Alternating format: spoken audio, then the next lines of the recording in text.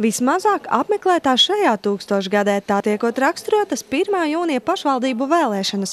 Raugoties uz Ogres apriņķa novadiem, aktīvākie vēlētāji Ikšķilē, kur uz vēlēšanām ieradušies bija vairāk kā puse balstiesīgo iedzīvotāju. Savukārt Ogres, Salaspils, Lielvārds un Ķeguma novados nobalsojuši vien 41 līdz 45% balstiesīgo novadnieku.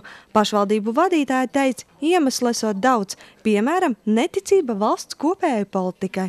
Neapmierinātība varbūt ar mūsu valsts politiku. Konkrēti, jā, teiksim, kad mums katru dienu tur stāsta, kad ir viss beidzies un krīze ir beigusies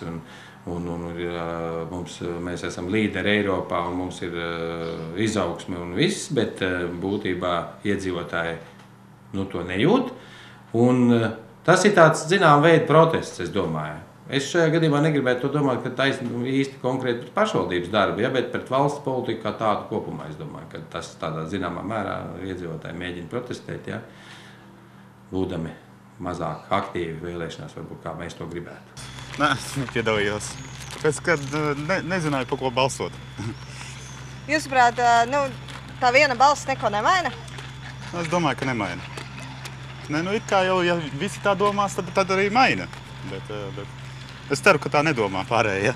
Kāpēc jums bija grūti šogad izlemt? Tāpēc, ka es neuzskatīju, ka tas ir vajadzīgs priekš manis. Protams, kā netieši iemesls tiekot minēts arī labais un saulainais laiks, tomēr lielāks uzsvars esot jāliek uz nogurumu un cilvēku neticību, kas izriet no daudzajām pēdējā laika politiskajām aktivitātēm. Turklāt apgrūtinoši esot arī apstāklis, ka jādodas balsot uz vienu konkrētu iecirkni. Cilvēki ir izbraukuši un nav uz vietas.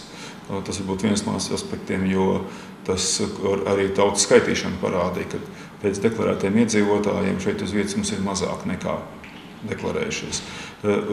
Tas nākošais jautājums, kas izskanēja no pašiem iedzīvotājiem, ļoti cilvēki arī vērtē šo publisko lauku un ļoti daudz cilvēku palasot visas tās ķendas pasaka, nē, mēs vispār neiesim vēlēt, jo kā tad tie cilvēki var pie viena galda sēdēt, kas nepārtraukti viens par otru tur mētājās ar dubļiem. Priekšsēdētāji teica, turpmākos 4 gadus domēm esot jāstrādā, lai atgrieztu vēlētāju uzticību, jo 1. jūnijas esot parādījis, cik liela nozīme ir katrai balsī un kā tas ietekmē domes krēslu saimnieku likteņus. Laura Liepiņa, Artis Upe, Ogres televīzija.